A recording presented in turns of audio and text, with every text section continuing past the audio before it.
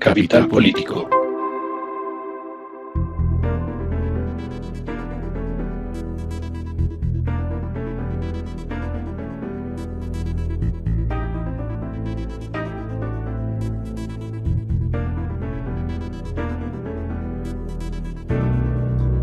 Capital Político, como ustedes bien lo saben, es un podcast que se encarga semana tras semana de revisar, analizar, preguntar sobre las noticias más importantes de Colombia, Bogotá y el mundo. Pero venimos esta semana publicando una serie de especiales dedicados a comparar los programas de gobierno de los dos candidatos a la presidencia de Colombia, Rodolfo Hernández y Gustavo Petro. Y lo hemos estado haciendo en varias líneas y este es el episodio acerca de las agendas sociales. Con esto nos referimos a agendas de inclusión y paridad de género para las mujeres, agendas feministas y necesidades de las mujeres, por un lado. Por un segundo lado, las agendas de inclusión de las diversidades de sexualidad e identidad de género.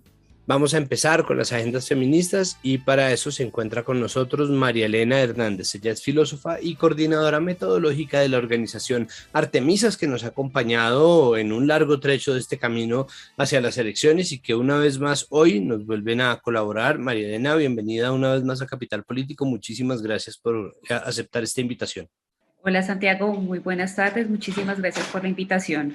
¿Cuáles son las propuestas en términos de agendas feministas y de no solamente agendas, sino también necesidades urgentes y agendas de inclusión y paridad de género en los programas de gobierno? ¿En qué se parecen y en qué se diferencian las propuestas de Petro y de Hernández? Bueno, vale, primero hay una importante como diferenciación que yo creo que es lo primero que tenemos que decir y es que las propuestas del candidato Gustavo Petro están alojadas en su página web desde antes de la primera vuelta. Digamos que hay un trabajo juicioso que se realizó desde esta campaña en torno a las agendas de mujeres y en torno a otras agendas que tienen que ver con economía, absolutamente todas. Pero entonces creo que es importante hacer esta aclaración. ¿Por qué? Porque cuando ya se confirmó que el candidato Rodolfo Hernández pues pasaba a segunda vuelta, casi que al siguiente día, esto fue el día 6 de junio, el candidato Rodolfo Hernández hace un hilo en Twitter enfocado como en todas estas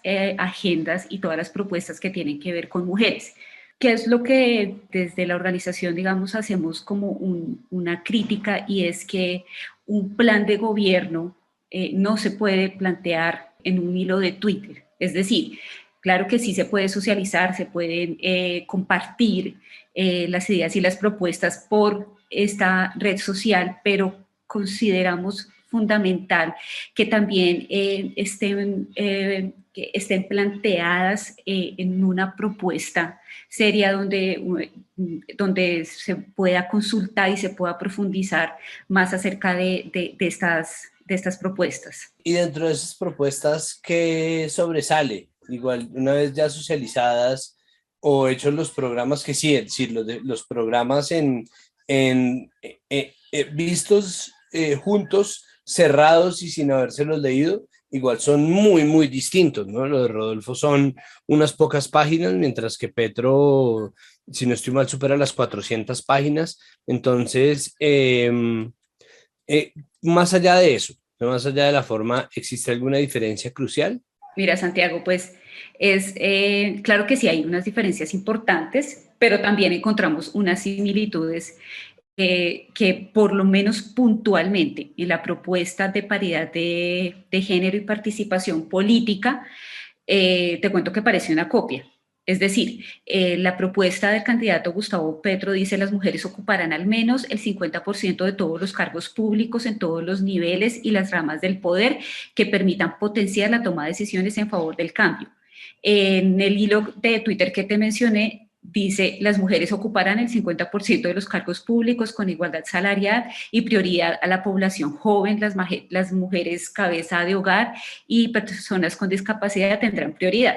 Entonces, sí encontramos unas coincidencias en algunas propuestas, sobre todo pues en esta que tiene que ver con participación política, la cual celebramos que desde el plan de gobierno se planee cumplir con la paridad de género y también celebramos que sea en todas las ramas del poder público porque consideramos que las acciones afirmativas son absolutamente necesarias para que efectivamente las mujeres puedan tener una representación equitativa en todos los frentes del Estado. Otra de las agendas que consideramos, digamos, crucial y que también la hemos estudiado muy a profundidad, te cuento que es la que tiene que ver con autonomía económica y con todo lo que tiene que ver el Sistema Nacional de Cuidados. Como tú, pues, también como lo mencionas, pues, la propuesta de Gustavo Petro es bastante profunda en este sentido, es decir, pues, hacen un estudio muy juicioso de lo que implica el Sistema Nacional de Cuidados, plantea garantizar un ingreso mínimo básico para las mujeres cabeza de hogar y a través del Sistema Nacional de Cuidados, pues, también se plantea un sistema que reconozca y recompensa, reduzca y redistribuya el trabajo de cuidados feminizado.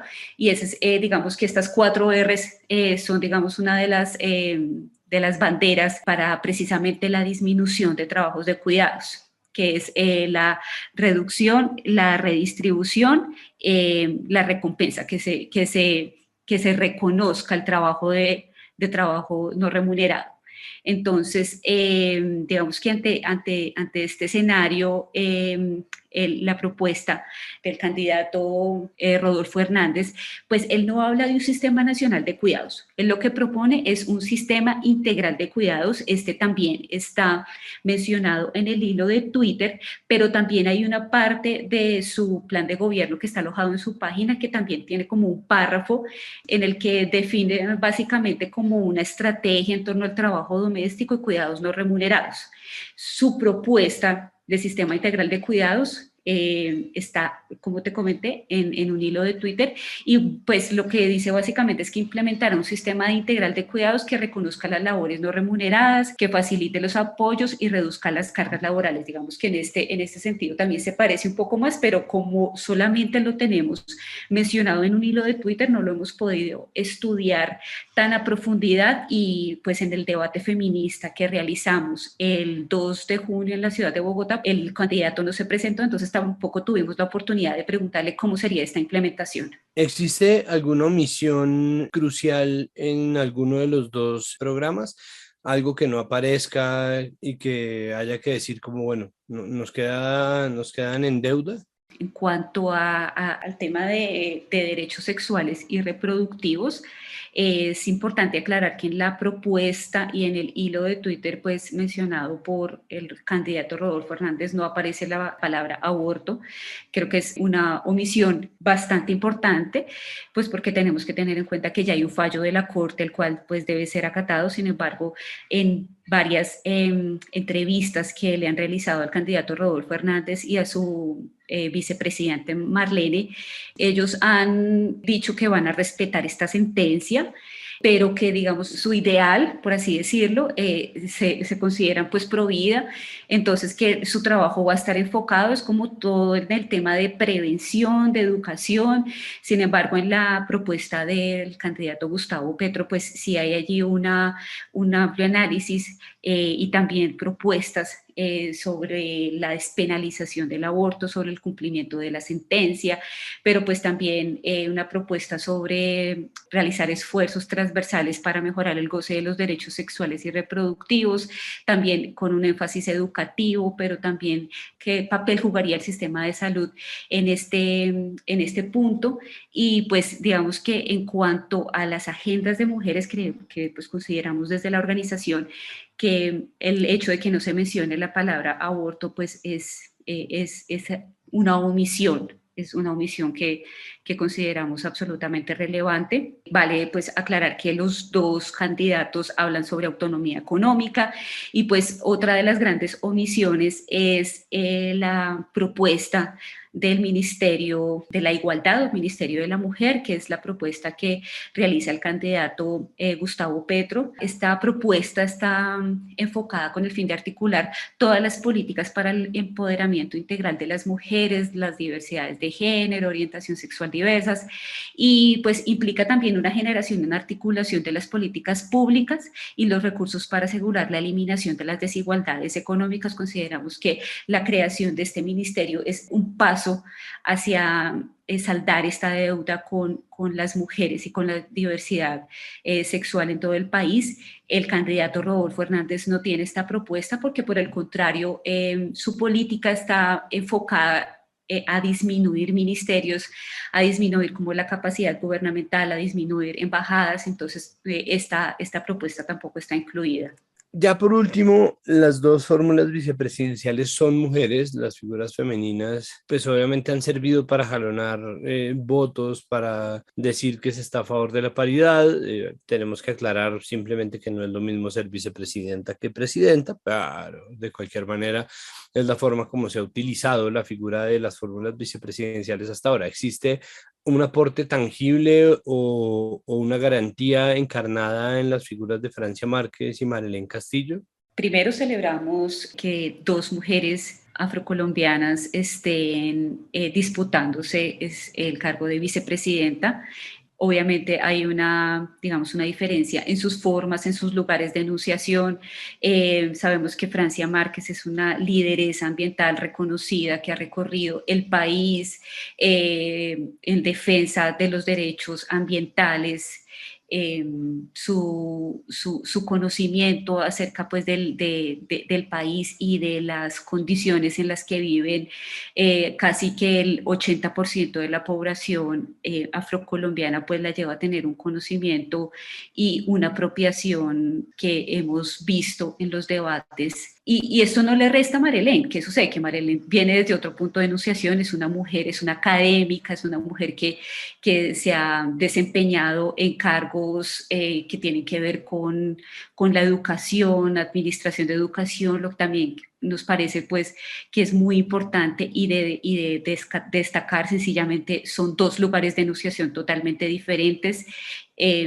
Sus luchas y sus promesas también vienen desde dos lugares de enunciación diferentes.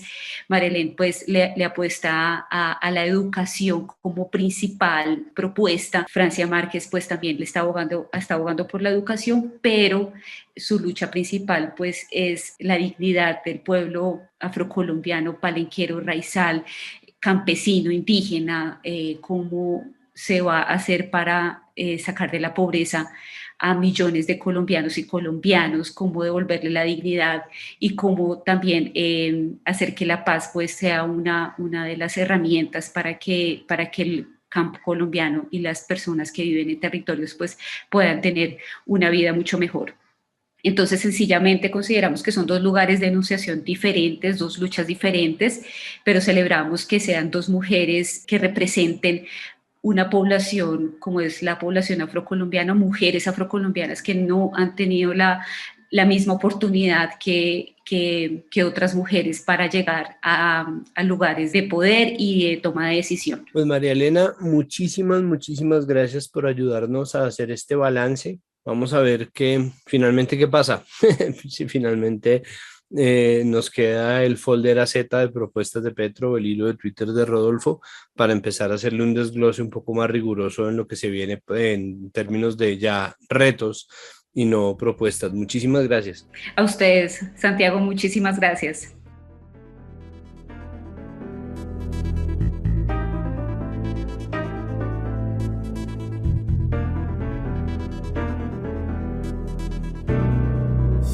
Continuando con las agendas sociales y la comparación de los dos programas de gobierno, pasamos a las agendas de inclusión de diversidades en términos de identidad sexual y de sexualidad. las sexualidades diversas y las identidades son muchas, es difícil abarcarlos, pero por supuesto hay entidades dedicadas a esta loable tarea y por eso se encuentra con nosotros Marcela Sánchez, directora ejecutiva de Colombia Diversa. Ángela, bienvenida a Capital Político, muchísimas gracias. Hola Santiago. Lo primero es, ¿cuál es el escenario actual de la comunidad LGBTIQ+ en términos de políticas públicas de acceso a derechos básicos? Bueno, en Colombia tenemos una jurisprudencia de la Corte Constitucional bastante amplia en reconocimiento de derechos y muy avanzada. Digamos, la gente tiene en mente como el matrimonio y la adopción, pero realmente la agenda es enorme. Cuando dije avanzada también me refiero, por ejemplo, a que recientemente la Corte reconoció la posibilidad de que una persona no binaria pudiera poner en su documento de identidad esta identidad. Eso me parece que es muy destacable como avance. Pero pues obviamente hay temas de prohibición del acoso escolar, de acceso a la salud por parte de personas trans, todo lo que tiene que ver con no discriminación en colegios, en universidades, en instituciones de capacitación para el trabajo, públicas o privadas, el tema de registro de personas intersex, es decir, es increíblemente diversa la agenda normativa. Sin embargo, el nivel de implementación de esas órdenes que da la Corte es donde encontramos, digamos, el primer obstáculo. Es decir, no hay suficientes normas administrativas o desarrollos a nivel del Ejecutivo para cumplir esas leyes en primer lugar, y en segundo lugar, hay unos obstáculos institucionales que pasan desde el conocimiento de funcionarios y funcionarias sobre estos temas, o claramente actitudes negativas e incluso discriminatorias y violentas para impedir el cumplimiento de esta normativa o de estas órdenes que da la Corte Constitucional en materia de derechos humanos de la población LGBTI. Quisiera también decir el estado en el cual se encuentra en este momento, por ejemplo, la política pública LGBT, que fue una orden que dio la Corte Constitucional en el año 2011, justamente a raíz de la discriminación de una mujer trans en un espacio de una fiesta, en un espacio público, y claramente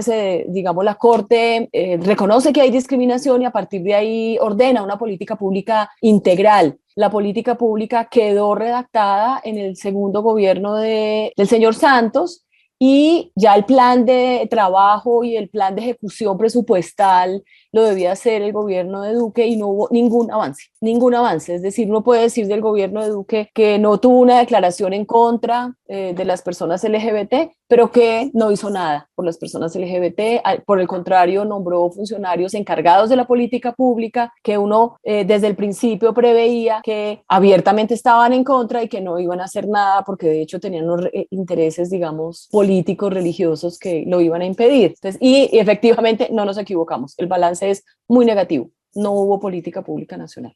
Con esa deuda tan grande a la que se enfrenta el futuro presidente, ¿qué ve usted en los distintos programas de gobierno de los candidatos hacia los derechos de la comunidad LGBTIQ+?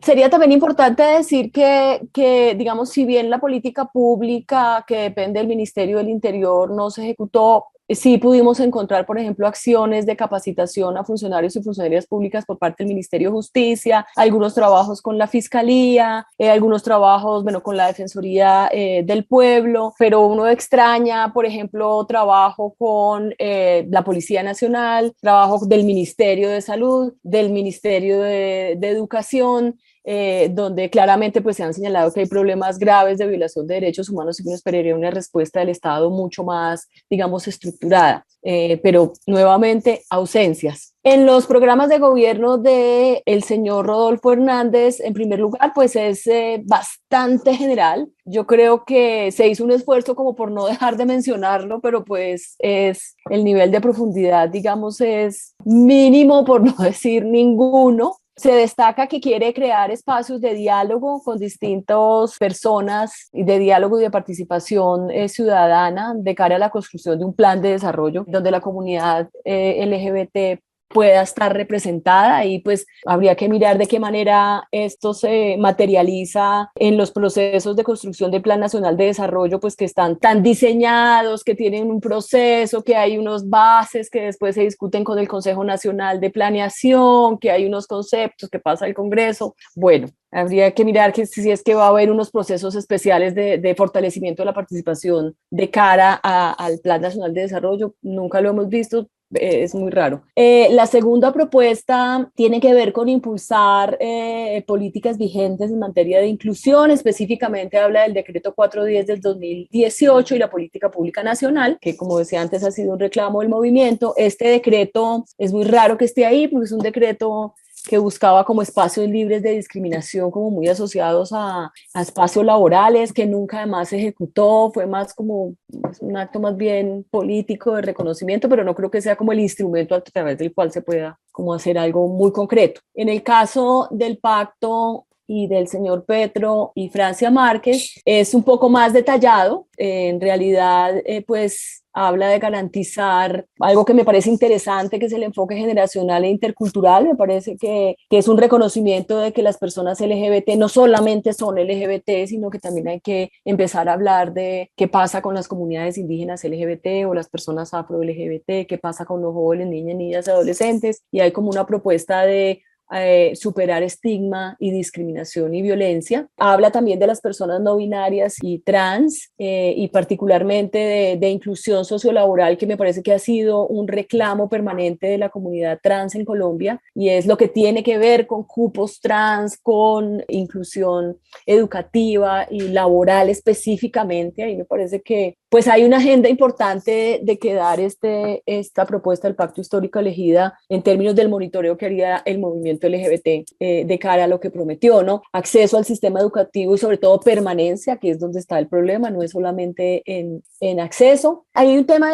del cual también hice mención en la introducción, y es el que tiene que ver con avanzar en las trabas que hay en el cumplimiento de la justicia, de la jurisprudencia constitucional en materia de parejas del mismo sexo y familia, que me parece también interesante. Aquí nuevamente hay una visión muy limitada de lo que es las parejas del mismo sexo, porque vuelve y nombra unión, ni siquiera habla de matrimonio, unión, adopción y seguridad social, es como la agenda mínima de parejas del mismo sexo. Aquí hay cosas mucho más innovadoras en términos de las parejas del mismo sexo que podrían hacerse, aunque también hay unos mínimos que no se han superado. Y finalmente pues habla también de otro reclamo que ha hecho la población trans en términos del acceso a un sistema de salud y a unos protocolos de salud, digamos, acordes a sus realidades. Me parece que si se logra hacer, sería un gran avance en Colombia. ¿Cómo ve usted la representación en estos programas de los escenarios de familias e infancias LGBTIQ+, y trans, sobre todo trans? No, pues no se menciona, o sea, ni siquiera se habla de niños, niñas, no se habla de adolescentes, menos de niños, niñas, pero lo que tendría que saber el Ejecutivo elegido es que la Corte Constitucional sí se ha pronunciado sobre este tema. Y me parece que además, es que incluso nosotros le hemos dicho en muchos momentos, si el Ejecutivo se comprometiera a cumplir todas las órdenes que la Corte Constitucional le ha dado, ahí tiene una agenda enorme por cumplir. Y si le asignara recursos y le asignara planes concretos que podamos medir en el mediano y corto y largo plazo, ahí ya tiene un plan de trabajo, digamos, enorme. Creo que no hay que tener mucha creatividad, no hay que inventarse la rueda, cuando además la Corte, a través de su jurisprudencia, ha respondido a las necesidades que la propia gente LGBT le ha puesto. Si tampoco la Corte ha sacado del sombrero jurisprudencia, sino que la propia gente le ha puesto sobre la mesa discusiones sobre sus necesidades y sobre los problemas de acceso a los derechos. Y la Corte, en medio también de su alcance, de lo que puede dar, porque tampoco la Corte puede ser tan específica en cómo, porque no es su experticia, pero te digo que aunque fuera que se cumpliera lo que diga la Corte Constitucional, esto sería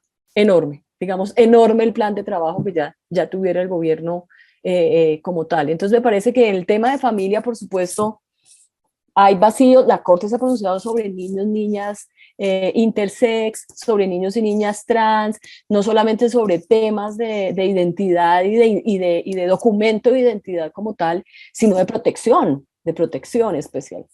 ¿Cuáles son las grandes omisiones de los programas de gobierno de los dos candidatos con respecto a la comunidad?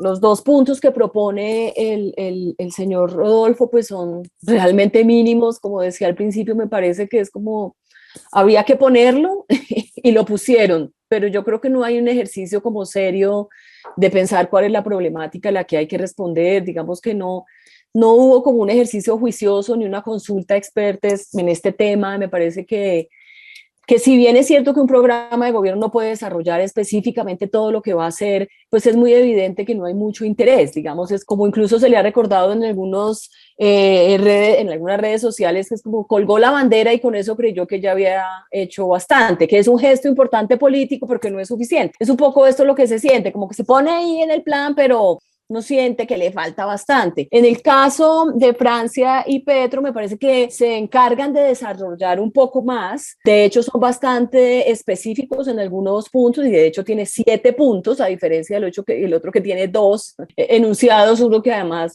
es raro lo del decreto que mencionaba anteriormente.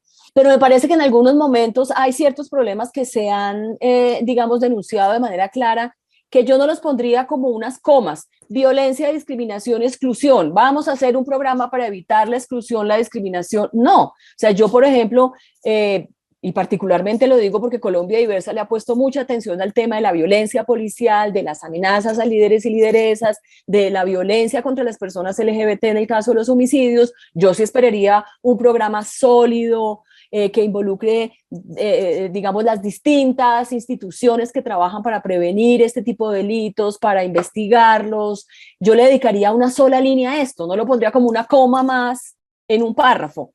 Entonces eso lo extrañaría. Yo creo que en el tema de salud lo puso de manera específica, entonces me parece interesante, como decía antes, en el tema del seguimiento que se le puede hacer, pues, que obviamente, digamos, la labor del movimiento social ahora es hacer monitoreo para ver si se cumple o no.